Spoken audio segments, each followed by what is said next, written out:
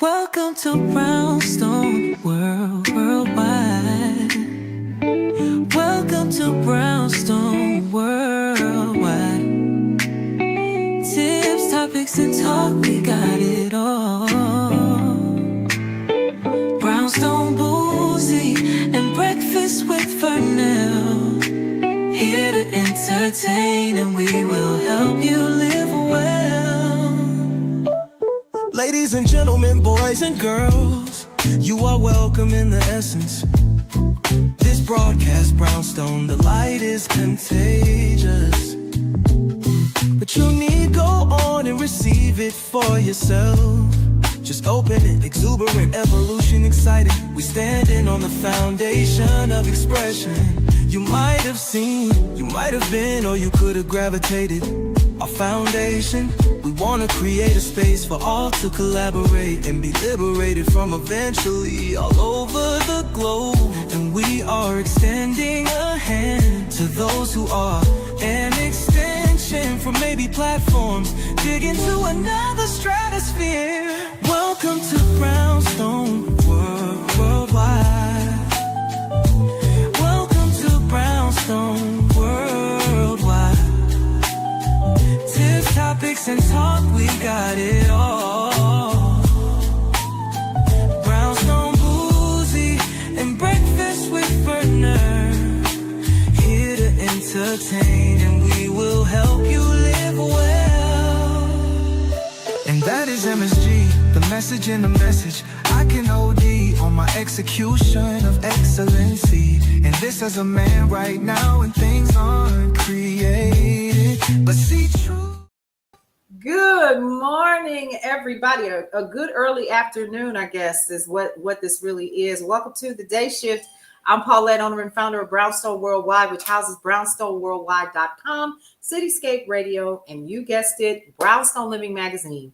Now, if you want your free digital copy of Brownstone Living Magazine, it is available in my stand store. It's also available, of course, for free at brownstoneworldwide.com. You can also access Cityscape Radio there as well. Okay.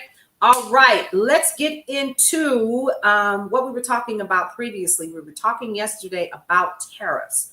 We talked extensively about that. And I said that I was going to be sharing, with you guys some of the items that I have gotten as a storefront owner. I actually owned a store, and I still have some of the items because we closed the store down in September of this year. But I still have some of the items. And I shared with our pre-show folks some of those items. And here are 3 of the bags that I have left, right? So these are from the store. And the company that I got these from, these were not samples, but they were like, hey, we want to introduce you to some new items that you can put in your store. And I was like, yeah, cool. How much are you going to send them to me for? And they said, well, we'll send you these for 80 cents a piece. And so this is what I got. I only ordered 3 because I wanted to see them for myself. And they said, oh, and here's the other thing. This is the other thing I didn't tell y'all either. You see how it's just like these letters? They said that they could customize that for me too. Okay. So I was willing to do that. I wanted to see how it was going to turn out, but I wanted them to send me these first. And I said, oh, I'll just put them in the store. I tried to sell them for $8. Child, they never sold. Okay. So we were talking about tariffs and how the tariff would impact these. So if I got these for 80 cents a piece, and let's say, for instance, thank you, Angie T. Say for instance, and I'm going to go ahead and pull this up again. It's 145% tariff on this. It would have took it to $1.16 to, as opposed to the 80. Now imagine that I'm working directly with the person, the company that's going to be shipping these, or the middle person, which I'm sure was the middle person, right? Because they want to make their little sale too. So 80 cents. And then the 145% tariff on one of these makes this 80-cent bag now officially what? $1.16. Now, for each color, hold on, let me break it down a little bit further. For each color, they're going to require me to order a specific number amount, which is probably, for such a low price, about 10,000. Okay. Which I probably wouldn't do it for less than that, no way, because it's so cheap, right? Now, this bag that would have cost me I'm not even gonna play with myself like that, okay? Anybody else got a calculator up?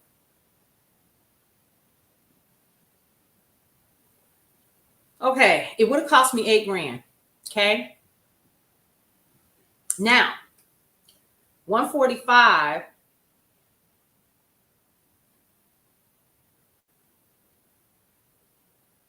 It's going to make it $11,600 for me to get them into the States.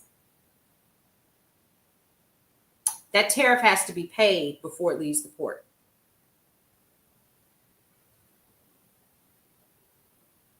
Or I can't get the product. So if I have a plan already to only spend $8,000, that just went away because I really don't have $11,000. Because I probably, as a small business owner, either one, I have a loan somewhere for the specific dollar amount that I want and no more. So now I got to go back and find how I'm going to come up with that money.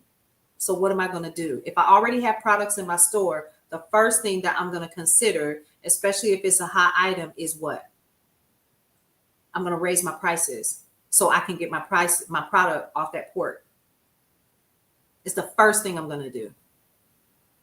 Because now I'm desperate. Because guess what else I have? I got people I got to pay. And I have a building I have to rent. I never even mentioned the fact that I have a mortgage of my own. Because at this point, as a business owner, I don't even matter. I want to make sure that my people are paid.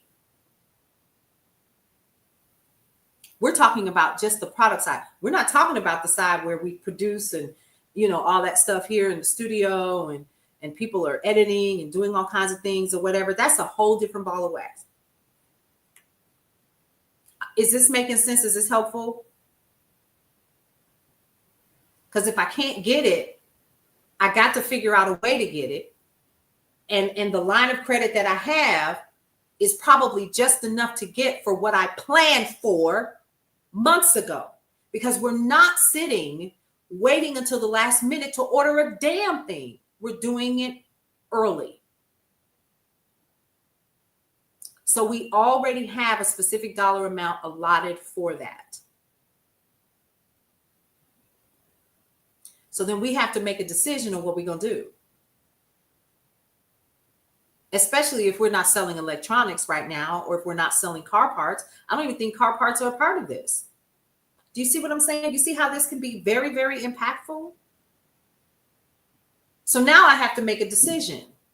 Do you see how this is starting to roll downhill now? Number one, I don't have enough to get what I need from the port. So now I'm gonna have to raise my prices or go back and ask for more money if I don't have $11,000 laying around. Because it was gonna cost me $8,000. Now I gotta come up with $11,000. So I'm gonna raise my prices, and somebody's hours probably are gonna get cut. Because 9 times out of 10, I'm working for free at this point to keep the doors open. And if my kids is getting out of school, they gonna work for free in there too to help pay for their room and board at their mama's house.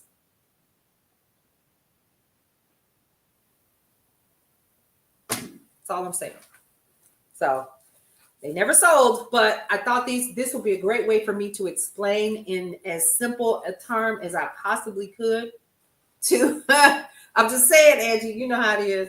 You know how it is. Until you start working, I'm not putting you out, but baby, you're going to have to put a little something on that light bill since you up all night. But yeah, so there we go. I just wanted to kind of put that out there and talk briefly about it, because sometimes we need real world examples. Exactly. We need real world examples so we're clear on what's really happening, because I still think, because those are the kind, and you got to think fast when you're in business like that. You don't have time, because every 2 weeks rolls around real fast. And even if my people were already at 20 hours a week, I might have to cut them down to 10, because I need those resources that are coming in from what sales I do have. And now let's talk about this. Now that the prices have increased, what is the consumer going to do? The consumer is only going to purchase what they need, not what they want. The kind of products that I sold, it's not what you needed. It was what you wanted. that little over the shoulder bag. What is that? You know what I mean? Like these frames. And yes, I'm shameless plug because my son looks cute. Okay. This came from my store too. Okay. Yep. I'm going to show hers too. Baby girl is graduating. Yep. So yes, those came from my store too. Okay. So when the book bag thing, this is a little over the shoulder bag, right? Only necessities. So if I was a consumer, I don't want this bag. Because I can take that $8 and I can buy some toilet tissue, or I can buy a couple of canned goods or toothpaste and put it away because I'm going to need it. Because the tariffs are already starting to impact companies. Remember what I just sat here and I said that if I were still in business and that tariff hit me like that, I would have to immediately go and change my prices in my store. I would have to. I would literally have no choice. Because in order for me to get the products that are import, I have to raise my prices to raise enough money to add to the account that I have for my products. I'm just saying, like we have to think about how this is already starting to impact stores. So stores are already raising their prices. It's not because they want to. In most instances, if they are not a big box retailer, don't get it twisted. If they are not a big box retailer, they're probably already raising their prices because of what I just said. Because if the price change, I can't get it. I'm just saying, you have to look at all of the variables, and we thought that was going to be a thing, and we're going to be the ones ending up paying for it. Period. And it's already happening. You can go to some of your stores right now. All right, let's go over to Project 2025.observer. Y'all, I went looking. Whoo, detailed objectives. Bridal shops already raising their prices because they have to. They got to do it. You know what I didn't see this year? I didn't see a lot of prom pictures this year either.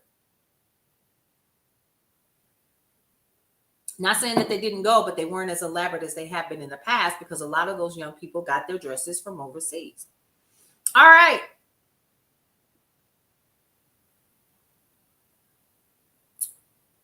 Looks like they're missing objectives now by the day. Well, I mean, with everything that's going on right now, that's, it is pushback. It's absolutely pushback. All right, so let's take a look. Commodity futures. So commodity futures is on there. We didn't have very many prom dresses to alter this year. Yep, because they can't afford it. It's not, and some of it is not so much that they can't afford it, but oh my God, today, hold up. Let's look at Commodity Futures Trading Commission. Reduce regulations on cryptocurrencies. Did y'all hear what I just said? Reduce regulations on cryptocurrencies. Let me say it again, just in case anybody in the back of the room didn't hear me. Reduce regulation on cryptocurrency. I wonder why. All right, so let's go to the source. Trump administration tells prosecutors to ease up on crypto enforcement. Don't say it again. Well, of course. All right, here we go. Trump administration is pulling back its enforcement of crypto regulations, disbanding a unit dedicated to cryptocurrency enforcement. The Justice Department instructed federal prosecutors to, quote, no longer target virtual currency exchanges, mixing and tumbling services, and offline wallets for the acts of their end users or unwitting violations of regulations, according to a memo from the U.S. Deputy Attorney General, reviewed by ABC News. Now, this is coming from, let me tell you my source. I'm going to start doing that too, because people like to get on here and get ugly with you. And that's mainly on Meta. I don't know why I do that. The Department of Justice, according to ABC News, is not a digital assets regulator, the memo said. The National Cryptocurrency Enforcement Team, or the NCET, shall be disbanded effective immediately. Let's go over to page 835 of Project 2025. You ready? Digital assets. Both the SEC and the CFTC have been irresponsible actors in the digital asset area. They have had more than a decade to promulgate rules governing digital assets, yet the SEC has utterly failed to do so, and the CFTC has provided only minimal guidance. Instead, both agencies have chosen regulation by enforcement and have done it poorly. They neither adequately protect investors nor provide responsible market participants with the regulatory environment that they need to thrive. I had to, because y'all not finna play with me up in here. And it's not hard to do because most of the information is right there. You just click the link. I'm serious. Okay. Specifically, they should, according to Project 2025, page 868. You ready? Promulgate a joint regulation providing that a holder of digital assets may not be deemed a party to an investment contract or an investor in a common enterprise unless while the enterprise is a going concern. Amend the definition of commodity to include digital assets that are not a security as so defined, and amend the definition of security to make it clear that a certificate, digital, electronic, or otherwise, that represents ownership of commodities and is convertible into a physical commodity on demand is not, hey, MC Owens, a security, but a commodity.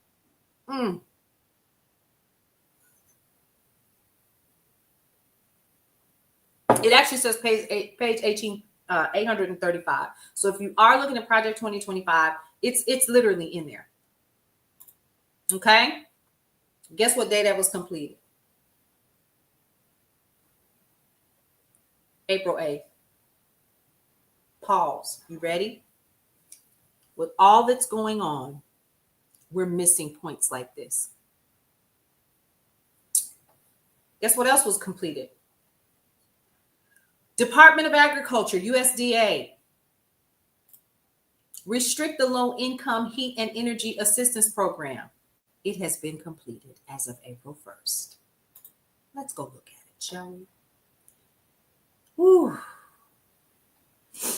A massive wave of job cuts got underway at U.S. health agencies Tuesday, with some employees receiving early morning emails saying their jobs were eliminated and some unable to access the building when they arrived at work. Okay, so basically what they did was this specific department that took care of all of the energy support and all of that for people, basically it's under welfare. It was cut, eliminated April 1st. Okay. The FDA, as we've known it, is finished, according to Robert Califf, and that's the former U.S. Food and Drug Administration Commissioner, Robert Califf. Okay. Let's go look at Project 2025. This is on page 301. All right. Although the 2018 Farm Bill instructed FNS to update the Thrifty Food Plan by 2023 and every 5 years thereafter, every previous Thrifty Food Plan has been always cost neutral, just an inflation update. Exactly what CBO estimated as cost of the 2018 Farm Bill. The Biden administration may have skirted regulations and congressional authority to increase the overall cost of the program. Here's the first thing that they wanted to eliminate. Eliminate the heat and eat loophole. States can artificially boost a household's food stamps benefit by using the heat and eat loophole. The amount of food stamps a household received is based on its countable income minus certain deductions.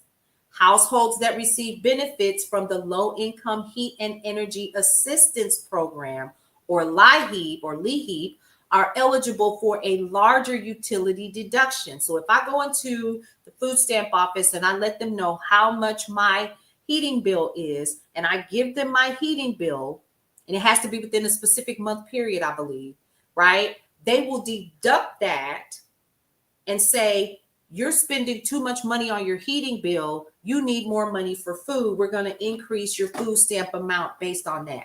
They've cut the program. Make sense? That was done on April 1st. Yep. Okay. Weekend federal employee unions. That was completed on March 27th. I'm only going to do 3 a day whenever I go live. I said, oh, we don't know what's going on because we're so busy talking about, yes, are you furious, Carol Sue? I'm furious. I am furious. Okay. At this point in the game, you should be a little hot. That's fish grease. Because what did we learn a couple of days ago? On Monday, we learned all about who the real welfare recipients are. And it's not American folks. It's not. Those food stamps are literally to help not the people, but the farmers.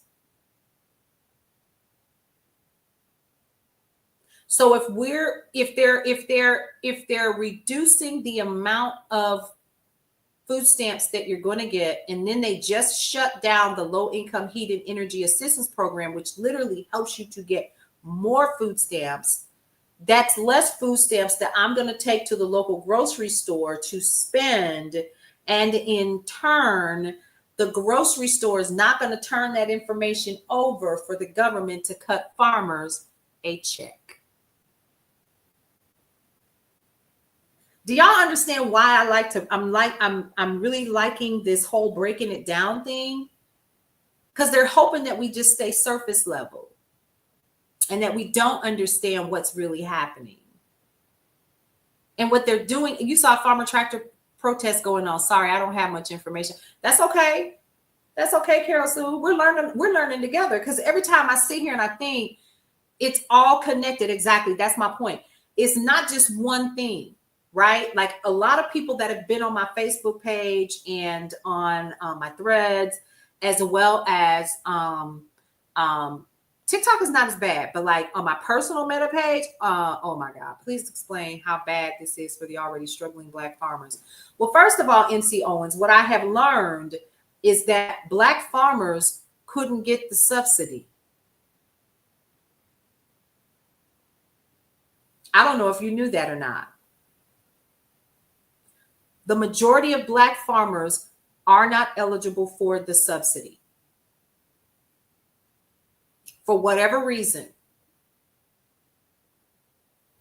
So the things that are impacting other farmers aren't impacting them because they weren't dependent on the subsidy. Does that make sense?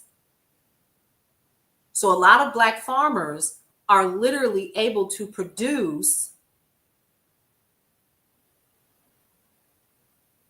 what the other folks can't now, or will not be able to, because they don't have what they need. Right?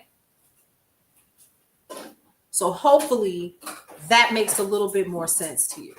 Okay?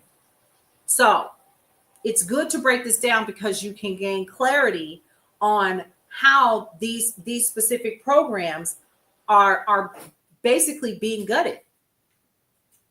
Basically being gutted all the way around. Okay. So those are our 3. We learned that regulations on cryptocurrency, cut. Restricting low-income heat and energy assistance program to help people in need get more food stamps because they're paying more money, cash money, into their heating, cut. That was done on April 1st. And weaken federal employee unions. Let's go directly over there. So Donald Trump signed an executive order stripping collective bargaining rights from federal workers in 18 departments. Holy cow, look at that. Fact sheet. Protecting our national security. On March 27th, President Donald Trump signed an executive order using authority granted by the Civil Service Reform Act of 1978 to end collective bargaining with federal unions in the following agencies with national security missions: Department of Defense, Department of Federal Veterans Affairs and National Science Foundation and Coast Guard, Border Security, Foreign Relations, Energy Security, Cyber Security, Economic Defense, Public Safety. Law enforcement has been unaffected. They will continue to collectively be able to bargain, as well as firefighters. But everybody else, snip it. Okay? So that's out the window. According to page 81 in Project 2025, managing personnel in a union environment is one of those things that they wanted to make sure got cut. I know this is boring stuff, but you need to know. You need to know. Because remember, we talked about this yesterday, how a lot of these major corporations are starting to bring in machines and robots and automation systems to replace folks in these major manufacturing facilities. Teachers too. Yep. I just wanted to share that with y'all because I think it is absolutely important. Because a lot of times what happens is we start our day and we don't do the research. We don't do the homework and we get caught up in this is not boring. This is knowledge. Thank you, Keshana. Hey, S.R. Brillinger, how are you? Hey, Lily, how are you? Y'all, you missed it. We talking about what 3 things in Project 2025 that have officially been completed. Reduce regulations on cryptocurrencies. Restrict the low-income heat and energy assistance program. And weaken federal employee unions. How are you today? Yeah, gone. They are gone. Here's another one completed on 3/21/2025. 3 of them from the Department of Homeland Security. Here we go. Eliminate the Office of Civil Rights and Civil Liberties. Eliminate the Office of Immigration Detention Ombudsman. Eliminate the Office of the Citizenship and Immigration Services Ombudsman. Yep. Keshawn, exactly. It's burning. It's burning. I'm confused. Like how is this happening? But it's happening in real time. And the Project 2025 tracker tells you how many days until the end of the term. Right now, it is 1,374 days, 1 hour, 47 minutes, and 14 seconds until this administration is gone. Okay. Now, remember to always head over to house.gov. You can also go over to the clerk, and basically, yes, exactly, Carol Sue. That's what they're doing is they're eliminating all of the watchdogs. Everybody that can do anything about what they're doing, they're trying to remove them. Okay, and they've been successful so far because then they can do what they want, and ultimately, they're already doing what they want, aren't they? They already are. They're already doing exactly what they want, and they're okay with it. But I wanted to make sure that you guys are fully aware of what is happening on the ground as it pertains to Project 2025. Now, what's the other thing? We absolutely did. And what I like about this tracker is it tells you what page it's on and what they've done, and whether it's been completed or not.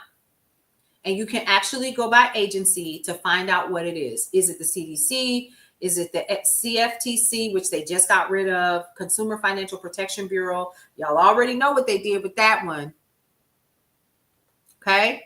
If you have not, I had to tell my daughter this the other day.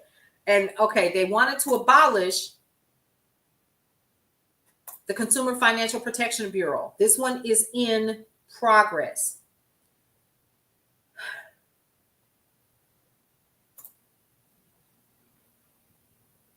Let's see if I can find it. Okay, so we do know that they laid off a bunch of people from the Consumer Financial Protections Bureau, right? This is the bureau that actually holds banks accountable for overcharging you for those overdraft fees and other things, right? Okay, so we know about that. So what is happening now is, didn't it just pass the House? It has to pass the Senate. We don't have enough Democrats to have it not pass in the Senate. So what do you need to do? Carol Sue can tell you. Contact your folks. I made my phone calls yesterday. Contact your people. Okay? Ensure that any civil penalty funds not used to recompense wronged consumers go to the Department of Treasury. Whew. many of y'all know what the Dodd-Frank Act is? Repeal the Dodd-Frank Act, Section 1071. 5 Calls app. Yes, thank you for that reminder. The 5 Calls app. Call your people. Call your people. This section, which relates to small business data collection, imposes requirements on financial institutions lending to small firms, raises costs, and limits small business access to capital. Require that no CFPB funds are spent on enforcement actions that are not based on a rulemaking that complies with the Administrative Procedure Act. Of course, they are citing their sources. Requiring that respondents in administrative actions be allowed to elect whether an adjudication occurs in an administrative law court or an ordinary Article III federal court. Specify the nature of, quote, deceptive, unfair, and abusive practices to define the scope of the mission of the CFPB. Tomorrow's another economic blackout. Don't spend any money. Protesting again this weekend. That's right, it is. Make your calls, make your emails, and as our Brillinger Cheryl just said, go over to 5 Calls. It is an app, and it will tell you how to and who to get in contact with in terms of your senators and your congresspeople. Okay? I just need to go on ahead and just put that out there. Y'all need to know. You need to know. Carol Sue says, send an actual snail mail. Send an actual snail mail. Super, super important.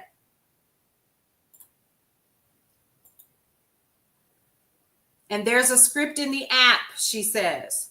There is a script in the app. Everybody on YouTube, everybody else, have you paying attention to that? All right.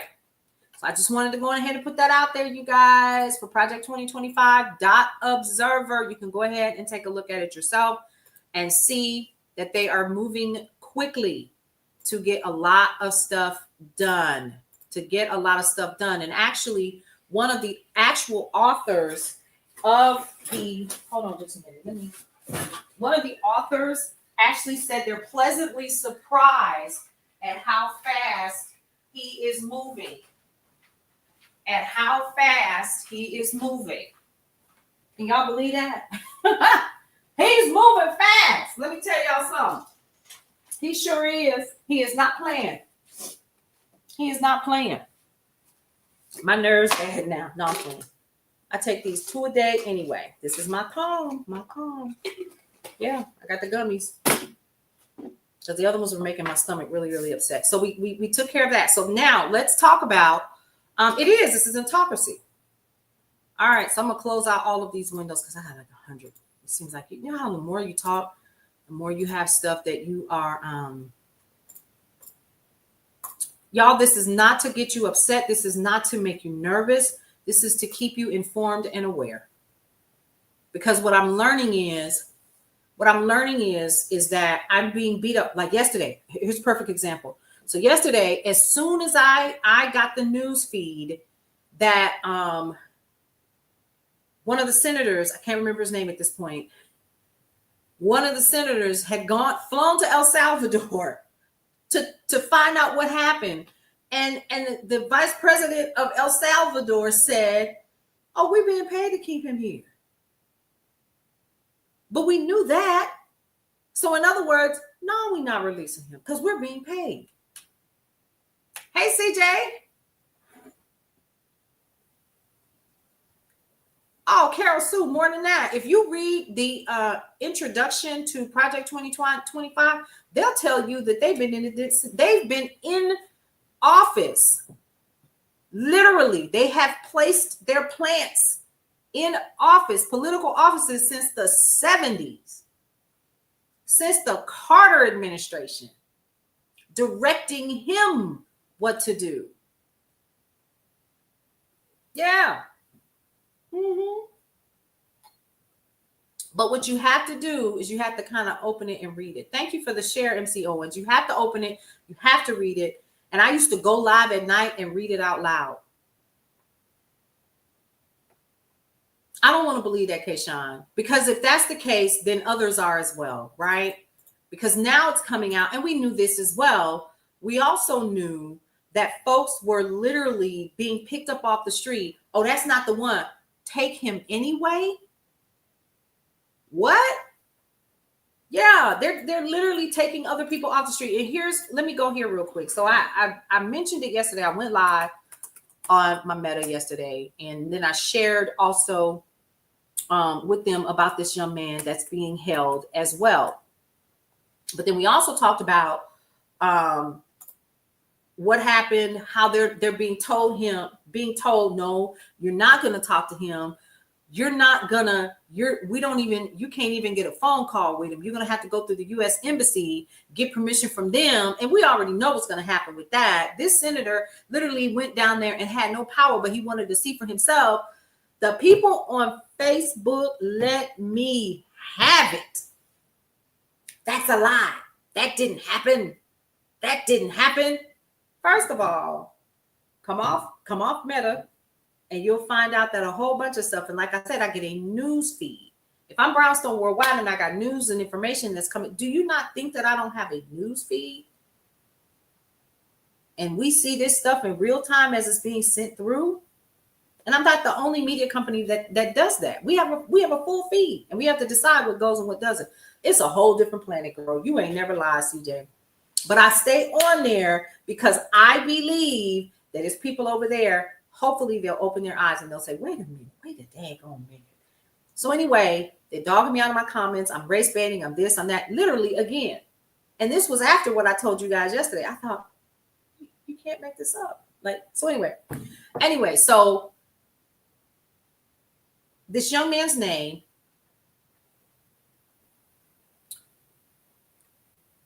what is his name? Wilmer. His name is Wilmer Guitierrez. And no, his dad's name is Wilmer. What is his son's name? Merwil Guitierrez. And another 237 Venezuelans on February 24th, ICE detained this 19-year-old boy because he happened to be in the vicinity. And ICE said, take them anyway. His dad's name is Wilmer. He's got no criminal record. This is the 19-year-old child, neither in Venezuela nor the U.S., doesn't have any tattoos. And one of the features that the U.S. used, the police used to link them to the Trinidad Aragua gang is that he had one of those features. Which feature? Right, CJ. Yes.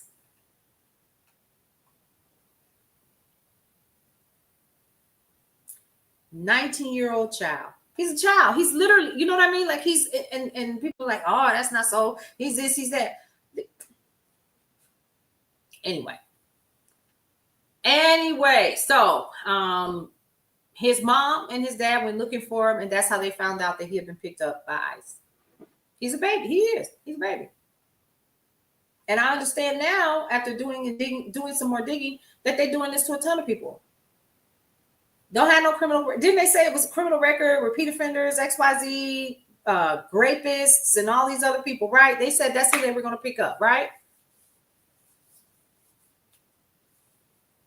That's who they said they was going to pick up.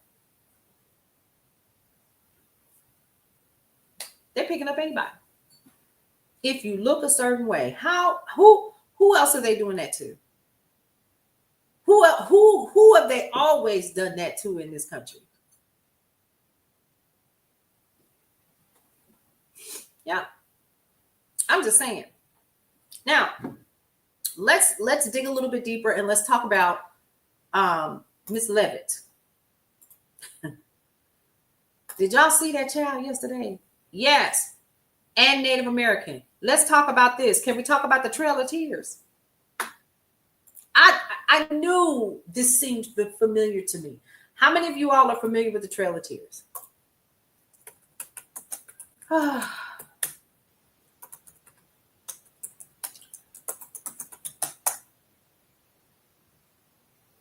You're anticipating staying pale this summer? Girl.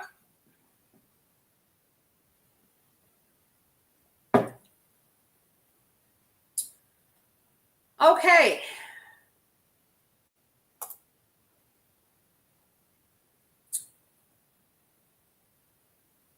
The American Indian removal policy of President Andrew Jackson was prompted by the desire of white settlers in the South to expand it to lands belonging to 5 indigenous tribes. 2 people on the Trail of Teals were Native American people and African American. Yep, correct. Honey, can you believe? You know how it is, right? When you're already African American and you step outside and you get that, it ain't nothing you can do about it. I can step outside right now. It's over with. It's over with. Nothing I can do about it. But I'm already dark brown. All right. So after Jackson succeeded in pushing the Indian Removal Act through Congress in 1830, the U.S. government spent nearly 30 years. Listen to this, y'all. Forcing indigenous peoples to move westward beyond the Mississippi River. In the most notorious example of this policy, more than 15,000 members of the Cherokee tribe were forced to walk from their homes in the southern states to a designated territory in present-day Oklahoma in 1838, many who died along the way. This forced relocation became known as the Trail of Tears because of the great hardship faced by Cherokees in brutal conditions. Nearly 4,000 Cherokees died on the Trail of Tears. Now, there have been conflicts between whites and indigenous people since the first white settlers arrived in North America. We know this, right? But in the early 1800s, the issue had come down to white settlers encroaching on indigenous lands in the southern states. Let's talk about that really quick. What are they doing right now, encroaching on what land?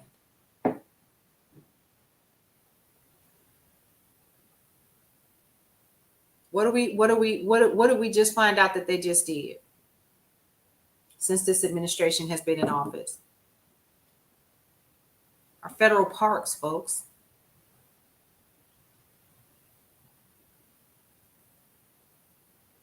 They were protected. Now they're not.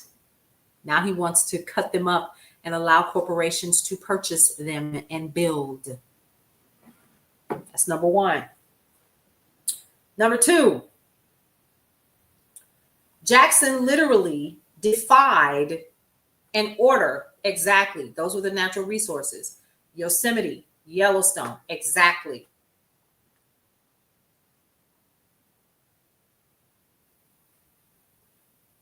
DeSantis tried that here in Florida. Right. DeSantis, I've never heard that. That's a good one. So they were forcibly removed. And it went so far, the Seminoles in Florida, they got them as well. Cherokees in Mississippi, and we know all of those, right? So it took the force of the U.S. Army and several others to round them up. It ended up putting them in camp. Sound familiar? Except the camp now is in El Salvador. And now they want to put homegrowns in those spots as well. We the homegrowns. I feel like I'm in a Matrix movie because we're the homegrowns. Think about that. And it wasn't a long time ago, was it, MC Owens? It wasn't. It's not been. This is right. But think about this. So somebody literally, so think about this. Do you see how they have those young men like laid out on the floor, right? And you look at pictures from Auschwitz, and then you're also looking, is it Auschwitz? I'm not sure, but the image is literally of Jewish prisoners lined up in a very small enclosed area. And then, of course, you have my ancestors who were brought over and lined up the same way. Brought over here against their will. You see what I mean? Why are we continuously repeating the exact same thing over and over and over again? Yep. It ain't been that long. Many of us that are watching this broadcast right now throughout whatever platform that you're on, you have a family member that witnessed the Civil Rights Act being signed. And it wasn't because they just really wanted us to be a part of their world. They wanted the economy that we brought. See what I mean? I'm just saying, you got to do your homework because this is deeper than we really thought, right? So we got this Trail of Tears. What are they going to call this? In 100 years, when they tell this story, what's it going to say? What's it going to be called?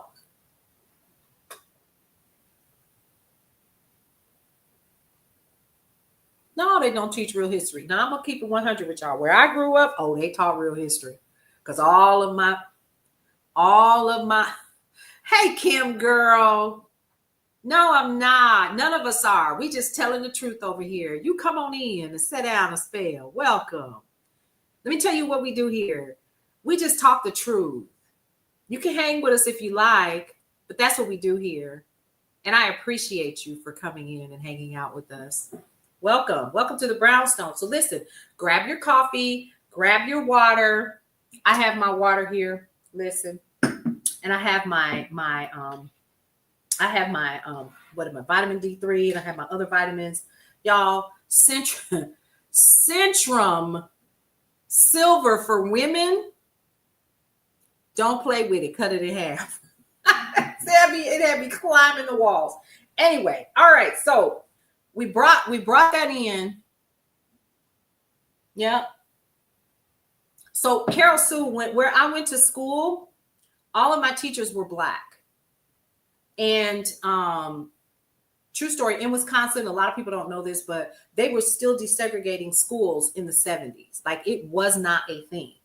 Okay. And I'm old enough to remember when parents came to our side of the city to protest in front of my school.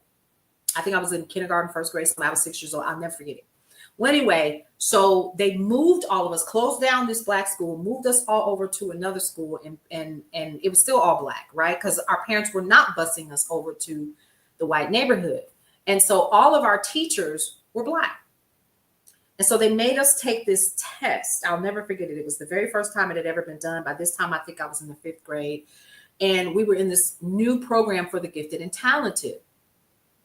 And I can distinctly recall each one of those teachers coming in. Miss Hughes, Miss Taylor, all of them amazing. Miss Bond, who's just recently retired, I understand. Well, anyway, they came in and they gave us the little Black Johnny, the little white Johnny story. Okay, how we were going to have to do 10 times as much in order to get half of what they have, and it's still not going to be enough. So we're going to have to get in here. We're going to have to excel because they're not expecting us to do well on this test. And we, of course, excelled because, again, they weren't expecting us to know so much. But one of the things that I appreciate, number one, about my foster parents and about the school that I went to is they taught us Black history. We went to Black history programs all the time. We were a part of a community of people that lived in the community that was Milwaukee. And so we had our own culture going on. So we were taught history. We had literally, I think to this day, Milwaukee, Wisconsin still has the largest Juneteenth celebration in the country. Literally. It was so big. Everybody wanted to be a part of it. Everybody wanted to celebrate. It was several days long. It was a huge, and still is a huge event. And I grew up during that time when it wasn't about Black power. It wasn't, but it was Black pride. And where we went and bought our groceries, everything was in this community because they didn't want us around in no way. And, so and I didn't know anything. I didn't know any better until I went to high school and middle school, and everybody looked different. And then we went to high school and everybody looked different. And I loved it. I enjoyed it. I had so much fun learning all of the things that I did. I have friends still to this day that are from all over the world. Black, white, XYZ. What we are for is not racism. We are for the facts of this country. What we are for, what I'm for, I can't speak for anybody else here on this call, but what we are for is we are for what is right. What is right, period. And it has nothing else to do with anything else except for that. What's wrong with just treating folks right? I don't think there's anything wrong with that. And I don't think that there's anything wrong with anybody. I don't care what side of the fence you on for wanting to know the truth of what is happening instead of just regurgitating half of a story that you heard from somebody else 4 people removed. Go directly to the source. Do the research yourself. And then you can deduce what you want from there. And again, like we said yesterday on the call, we said that what they have done, and they have strategically and successfully continued to do it, is they have us pitted against each other based on race. When it ain't even about that. But that's what they got us believing. Right or wrong? Because it's people that stay next to me and I live in a predominantly white neighborhood. My neighborhood is predominantly white.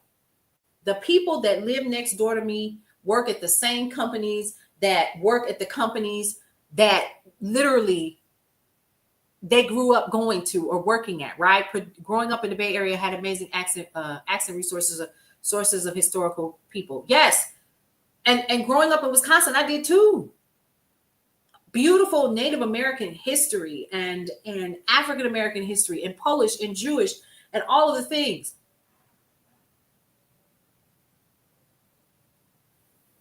I'm just saying, we have to stop thinking that this is a race issue. This is a rich versus the poor issue.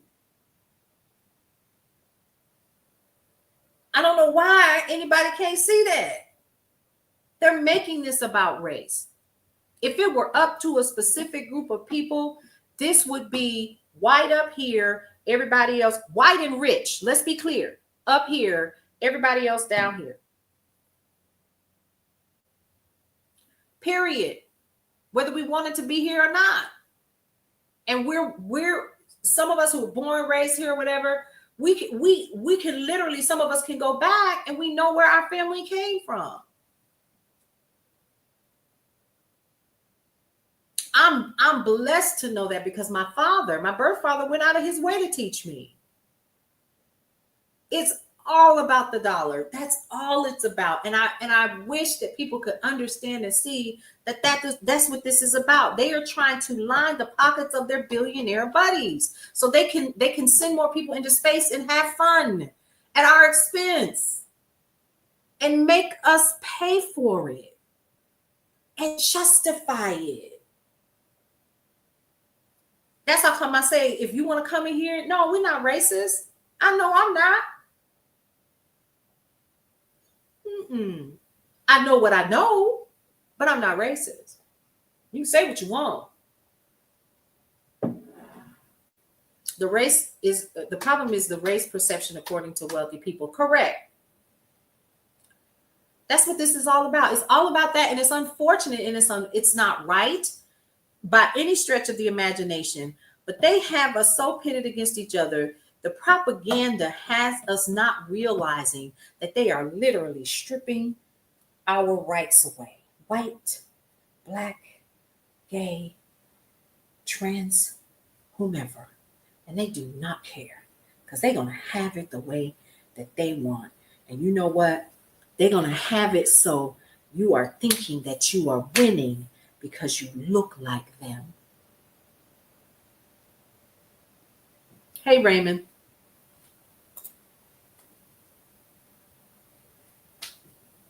I'm just saying. That's all it is.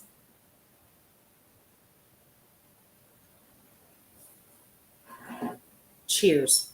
Drink your coffee.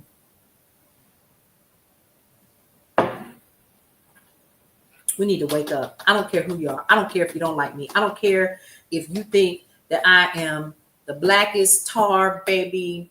What? It don't matter to me. I'm here to give you some truth. Those two at the top are spoon-fed white superiority from birth.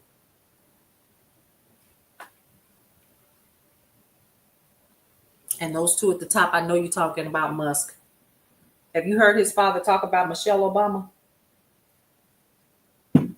I was absolutely disgusted. How dare you? But that's the regime that you came from. You came from that. You came from apartheid. So you already have this complex already. Can you imagine the fact that there was a time where all of us that's on this call is old enough to remember when apartheid ended?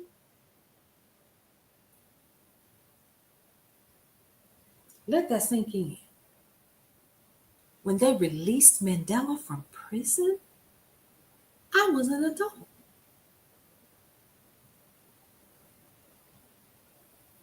And when he became president, and we witnessed it.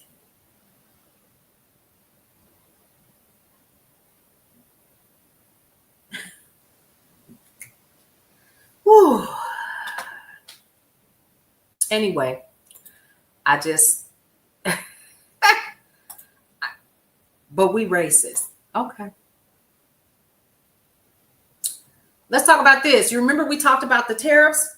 Hermes, however you promote, Hermes, I don't care. They're already raising their prices. Yes. You see how that works? And guess what we're going to do? When I say we, I use that term loosely. We're going to break our neck trying to get that too. I am too, even though unfortunately he didn't make a lot of the laws that came out. That was the hard part, going through that.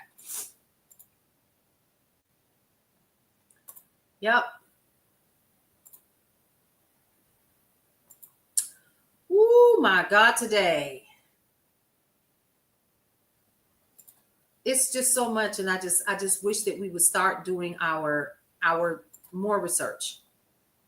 I really need us to do that and to stop thinking that this is about race. It's not. It's not. All right, let's talk a little bit of news and information because we're coming up on the 12 o'clock hour.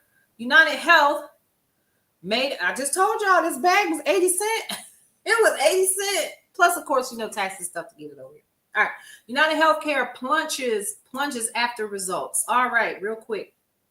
Shares of United Healthcare fell the most in 25 years in trading Thursday after it slashed its projected results for the year.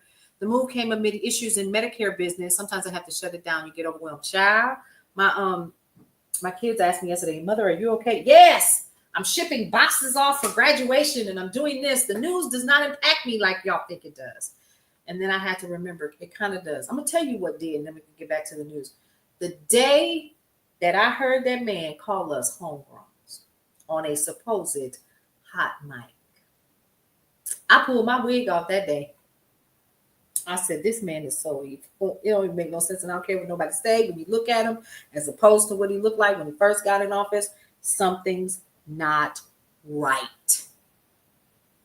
Something's not right. Let's talk about Carolyn Levitt really quick. Yesterday, when she was reading off the information about Wilmer Abrego Garcia's past in his domestic violence case or whatever, and that he had physically assaulted his wife and ripped her shirt and so forth. And as she was holding it up, she did not sound as defiant and combative as she normally does.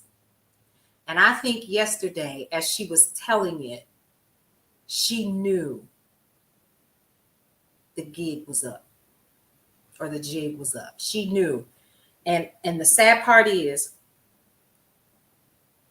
any career that she could have had,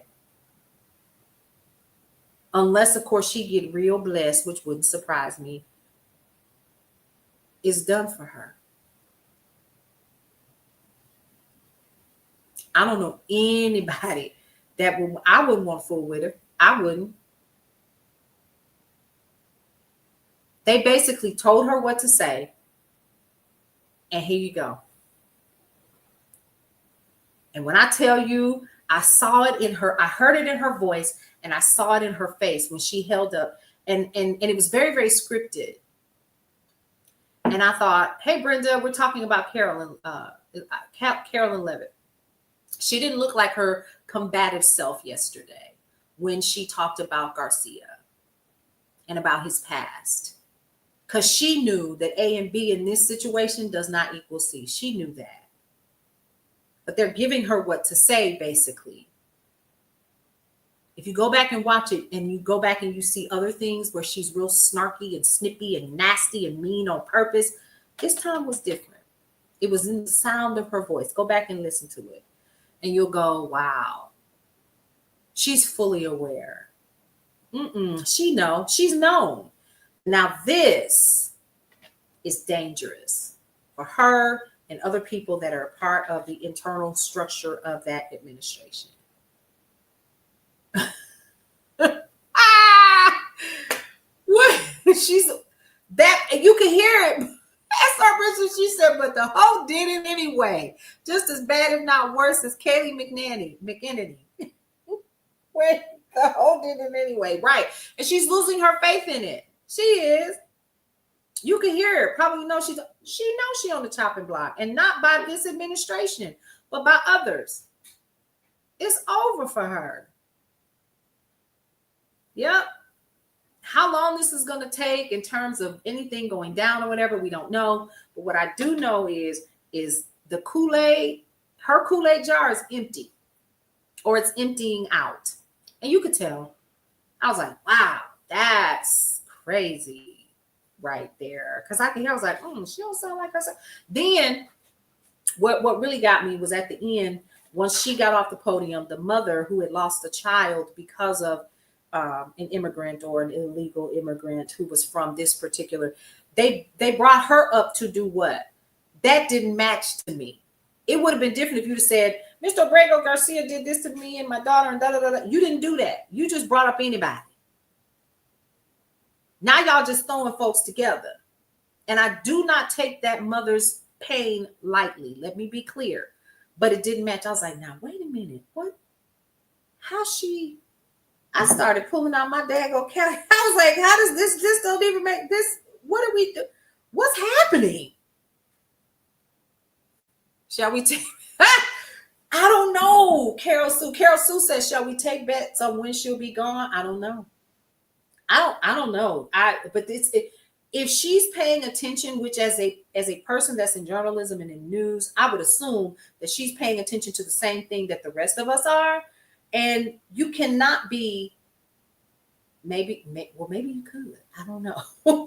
But you cannot be that one-sided in your thought process. I don't know. Carol Sue, how long you think it'll take?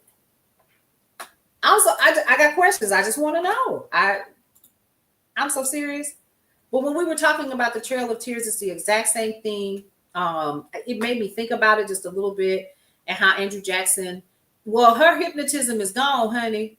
Sorry for that, Mom, not the same. Her case got due process in the court. Yes. Yep.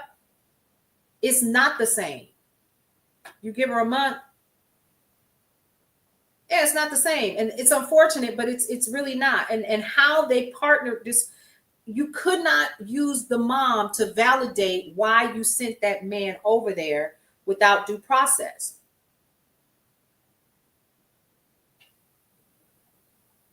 That's it.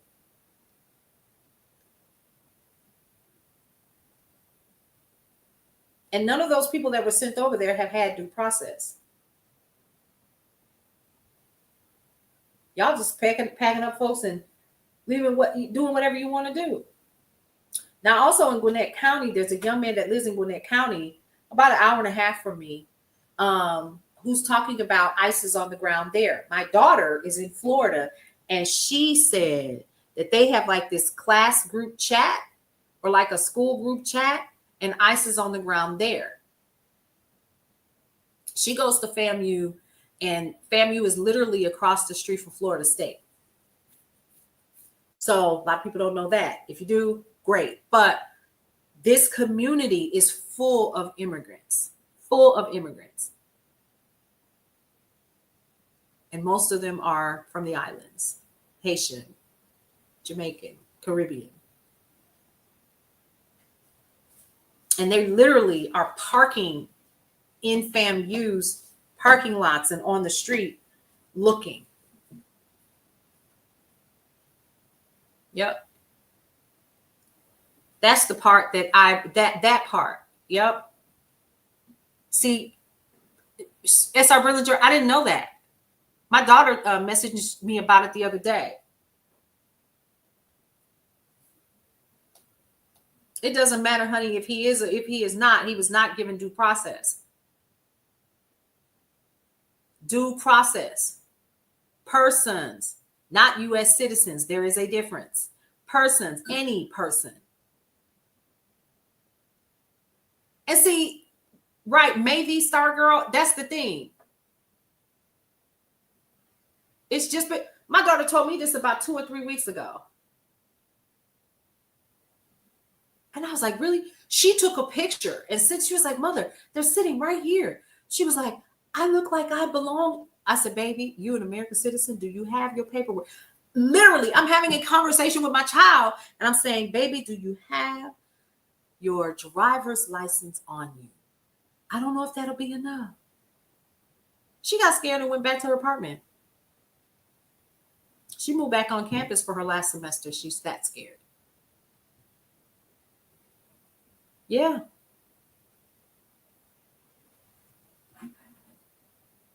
Yep. So your students are scared, and it's you know, you got kids scared, and they're allowing these people to go to local schools, elementary schools, not just colleges, but public schools. Never leave. And I tell my son that.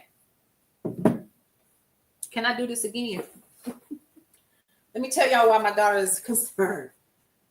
She's like, because I'm dark skinned, Mother. Yes, these are their graduation pictures.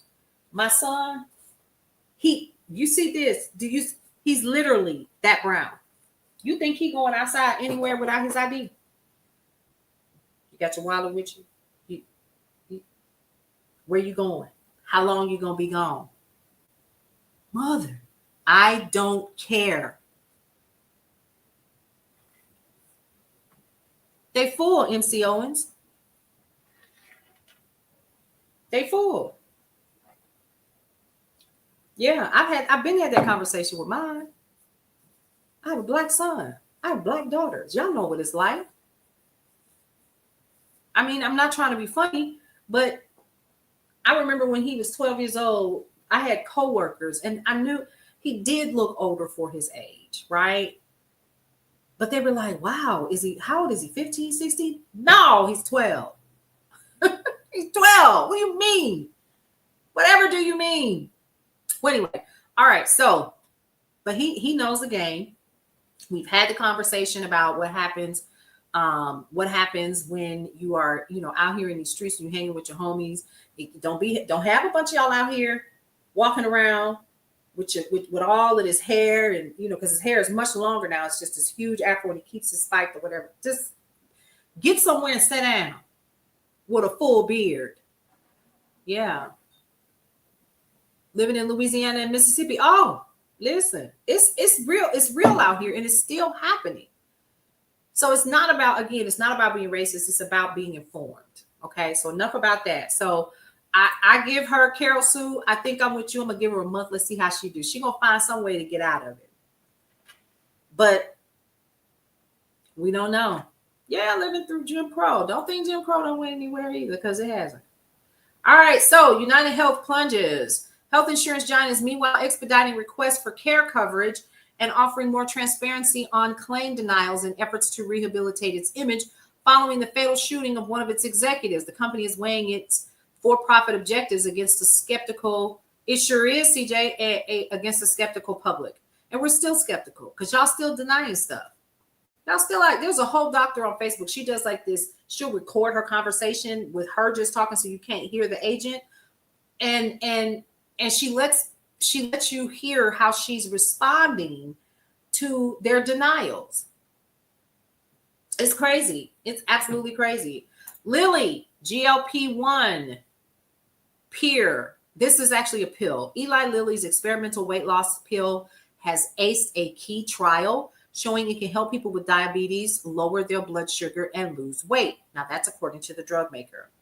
If it's approved for wide release, the pill, or Forglipron, could shake up the booming GLP-1 market by offering an option that's easier to make and store than the injections that are currently available. And it will probably be cheaper as well. The news comes just after the rival Pfizer stopped. Remember, Pfizer said, nah, we're going to have to pull back because this just ain't it. And then Eli Lilly comes along and is like, hold my beer, I got you. Hey, Deals with Nia. Hey, girl. Yeah. stopped development of its own experimental weight loss pill over safety concerns because people were showing signs of liver damage. Okay. Now, for those people that it made you, CJ, I was just getting ready to say, I have friends that have taken it, lost a ton of weight, looks great, but at the same token, they literally, their skin looks gone, y'all.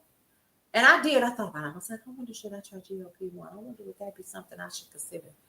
No, I'm not going to do it. But I am going swimming today. I'm going swimming today. We're going to do that. We're going to get in the pool today. All right. All right. So, yeah, let's talk about that. What else are we talking about today before we start wrapping up? I got 4 minutes before I head back into the office and start working on some other stuff. I can't really think of anything else.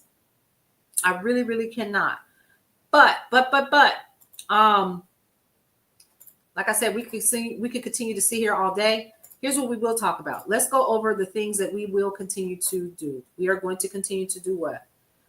Shop local. 2 years, didn't lose much weight, and you just felt awful. That's what I've heard. Now, I've had friends, my cousin lost over 100 pounds. We thought she was sick, and then she finally was like, nah, because I was diabetic. I was taking it, I was taking a shot. XYZ, she lost a ton of weight. All right, so write down the 6 most important things that you need to do for your day. If you are not able to finish all of those 6 things, whatever you didn't finish becomes the 6th. It becomes the first or second thing that you have to do for your day tomorrow until you begin to see the results that you need. Now, the other thing that I'm going to encourage you to do is stay connected to news and information that you can use either at brownstoneworldwide.com, Cityscape Radio, or Brownstone Living Magazine, or any of the other reputable sources that are out there. Okay, that's the second thing that I want you guys to do. Enjoy your day, get out there. Yes, I'm kind of rushing a little bit because I do have to ship this box off before the end of the day, because it'll be graduation time and my parents will be like, well, what are we gonna do? I don't want to hear that. I don't want to hear it. So with that said, we learned a lot today. We wrapped up tariffs again so people can kind of gain a little bit more clarity. Really? Everybody keeps saying that. It is so funny. Y'all, back when I was a kid, this is a true story. When I was a kid, I had a tape recorder. And I would sit down and read the insides of magazines like Essence and Life magazine and Time magazine. I would sit there and I would read the inside and I would read the ads. I would literally read the ads and I'd be like, ooh, I bet I could sound just like her on TV. So, and that's, that's how I ended up doing the news. Because, I literally have an offer. Somebody sent me a message last night, I think it was, wanted me to do some news voiceovers for them. I was like, how much you charging? How much you paying? What's your budget? Because here's mine. This is what I charge. I don't really, because it came out of nowhere. But okay. Thank you so much for that. I appreciate you for saying that, for real. And I'm going to start doing more of those. I just had to find, it sounds perfect for me. Man, listen, 5 years of speech therapy, I used to stammer. Did you really? Man, listen, I love doing the news. It's just, like I always say, do what you love and everything else will take care of itself. That's a true statement. I love doing this. Okay, you spend a couple of years on stage, you spend a couple of years in radio with the microphone and all of that, hence the name Paulette on the mic. This is all I know how to do, and I absolutely love it. Y'all, I got another speaking engagement. I love doing them. They are so much fun for me. They are. You can't tell anymore? I love it. I do. I really, really do. Okay, I'm gonna be honest. So I had a part-time job so I could have insurance. And I hated it so much, I quit. Why did I quit? I was like, this doesn't make me happy. It doesn't make me happy. Thank you, Kayshawn. I appreciate you for saying that. Why am I telling y'all this? You know everything else there is to know about me. It doesn't make me happy. It didn't. Doing customer service, because I was sitting at the house and I was taking calls. And I was doing it in the evening just so I could have health insurance. And I thought, let me call this boy's daddy and make sure he got health insurance. Did you put him on your health insurance? I know you did. Oh, okay. That's all I need to hear. I told, thank you, CJ. I appreciate you. So then, now my two oldest, one is 35 and the other one is 31. Y'all got health insurance. You got a whole husband. Y'all got insurance. I know you do. For you and the kids. And my other one, she got health insurance. All I was concerned about was making sure that I had coverage. And then I called baby girl that's 22. I said, honey, you need to go on ahead and get you some insurance through the marketplace. Do you know how to do that? But when you come home, we're going to walk you through how to do that so you can get you some health insurance, okay? Until you can get you a job. All right. Baby, I turned in that letter of resignation as fast as I absolutely could. I want to be happy. At this age in my life, no matter what is going on, I want to create a world where I am doing what I love. That's it. You had insurance through the marketplace. How did it work out for you? Because I ended up getting something. I just want to be happy. And if you wake up and where you're going, and I'm not telling anybody what to do. I know what I had to do for me, right? Because I make money with my business. So that I needed it just for the insurance. And I'm not gonna lie, I get royalty checks. So it's not like it's a I just gotta have a job. No, that wasn't what it was. Now royalty checks are getting slimmer. So I'm not a fool, but I thought, okay, and then I became a part of the Creative Rewards program. That just happened 2 months ago. So I just got my first 2 payments and I'm seeing an increase every month. I said, I wonder if I could incorporate this or add this into, right? Because I always talk about how can I find, multiple streams without having to overwork myself? Well, I'm already here anyway. And whenever I do something, the first thing that I always say is I'm redirecting you to where? Because I don't own what? This platform or any of the others that I'm currently on. So what am I doing? You have 0 copay? Awesome. Okay. Why am I telling y'all this? Be happy. I was waking up and I would finish, going live with you guys. And then I would, go to my meetings or go to, chamber meetings and figure out, what the business was going to be doing next and running reports and working with my little team here. And then when everybody would leave, I would go and put a headset on. And it would make me sick to my stomach. And I would be angry because people think that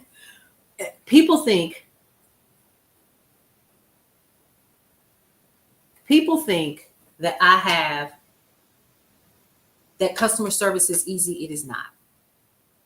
It's not. And people also think when you say you have a business that the money is just flowing. I just sat here and I told y'all that I'm not the only one that's here. Y'all think they're here for free? Sometimes when you all hear noise and stuff in the back, somebody getting coffee or whatever, XYZ, and I got another computer over here and it's 2 other people that work for me that's sitting here. Guess what they want to get every 2 weeks? Paid. My son works for me part-time. Guess who has to pay taxes on her business? I do. So I needed to do something. And I was like, go ahead. Okay, yeah. All right. And I was literally ill. I was ill. And I thought, oh God, but I needed the benefits. Great. I thought it was a great company. Sucked. The pay sucked, but I wasn't there for that. I wanted the benefits. I wanted the HSA card and all that stuff. Right. And I got that and I used it and I thought, oh, this is really cool. I can do this for you. I did it for about a year. And I was like, one morning I woke up and those 2 sisters got on that call together and double teamed me and cussed me out. And I knew. I was like, effective immediately. It's a hard job. And yes, there are a lot of people that are working from home and doing all the things, right? And that's cool. I could give you the tea on that because I've been doing it since my one that's getting ready to graduate. I've been doing that for years.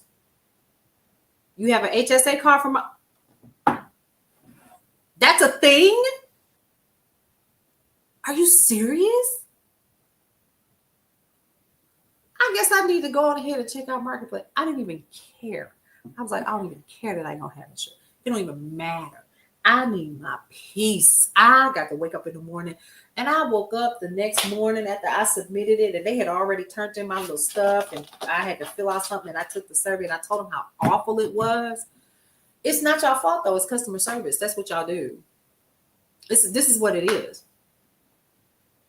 And I knew it wasn't for me. And I'm going to tell you something else. I said, well, maybe if I look at it and I can move up it, why would I want to do that? And I'm sitting on a multi-million-dollar idea. Why would I want to do that? So I prayed about it, and I said, all right, if I want my peace, Lord, you're going to have to make everything else fall into position. Effective immediately. Like, no. I started making phone calls. I transferred, the 401k that I had into my Charles Schwab account. I was like, I'm just going to have to go. I want my peace. I want my peace. Everything else is going to have to work itself out. And it will. It always will, because I trust in myself enough to know that I have other resources. I'm just going to have to double down. It is. It's worth all the world.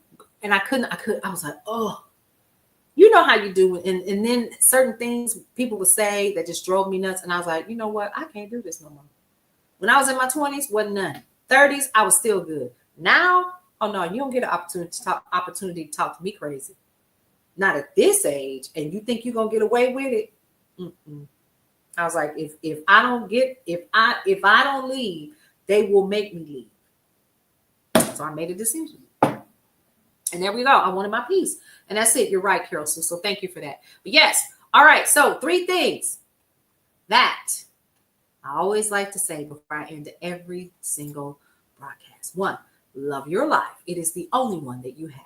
2, live your life to the fullest and embrace everything that is your life, because you only get one you might as well enjoy it. And lastly, breathe through every single moment. We'll see you around.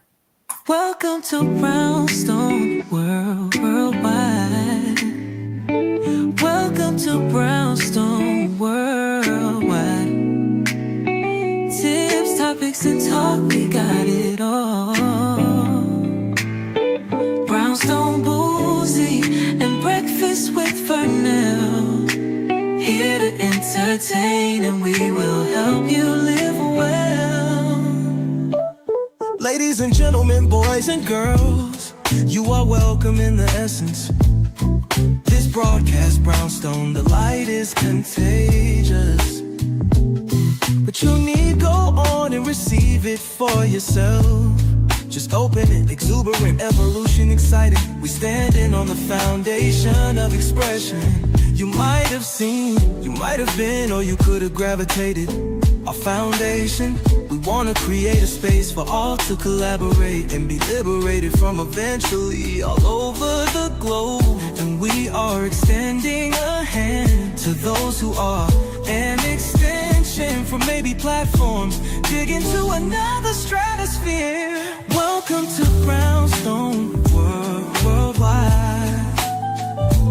Welcome to Brownstone Worldwide. Tips, topics, and talk, we got it all. Brownstone Boozy and Breakfast with Fernell. Here to entertain, and we will help you live well. And that is MSG, the message in the message. I can OD on my execution of excellency. And this as a man right now, and